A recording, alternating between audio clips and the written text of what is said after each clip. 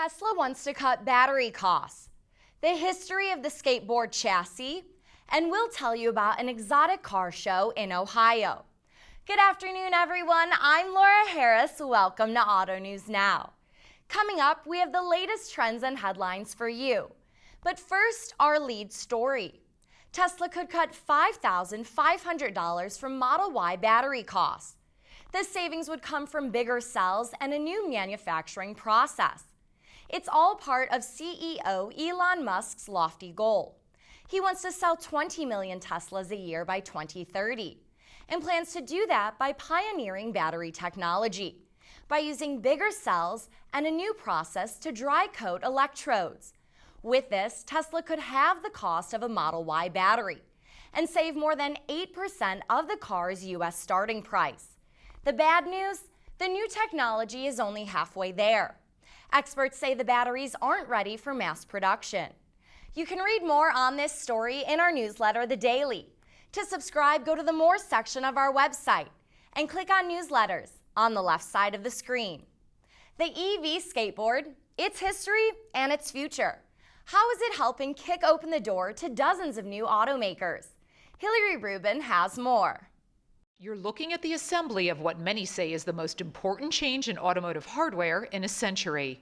The assembly of a vehicle with a skateboard chassis. The skateboard puts all the batteries of an electric vehicle in the flat section beneath the seats. Engineers love it because they can put everything together and it reduces a lot of the clutter that was under the hood.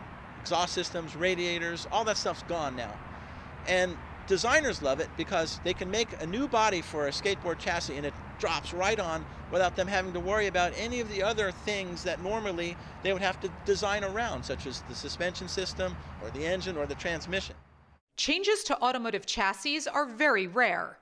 GM created the first skateboard chassis and debuted it at the 2002 North American International Auto Show in Detroit. Now just about every EV uses it.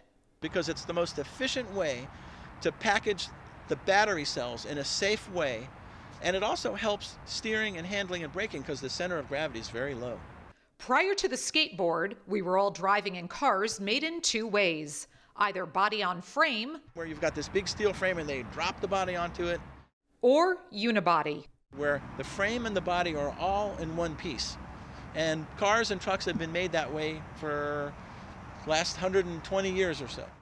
Another benefit of the skateboard chassis has to do with aesthetics and design. In EVs, the floors are very flat, no transmission hump, like this.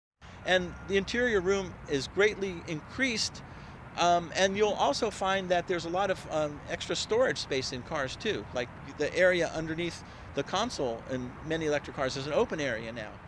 There are limitations, however. For example, the skateboard isn't ready yet to replace the frames used on large trucks hauling heavy loads. But as batteries become smaller, the skateboard might be able to handle that. And for the EVs using them now? It's a better mousetrap all around. It just does everything better, and it's the ideal layout for the electric car. I think it's going to be with us for a very long time. I'm Hillary Rubin, Automotive News. Thank you, Hillary. You can read a more in-depth story about the skateboard chassis on our website, AUTONEWS.com.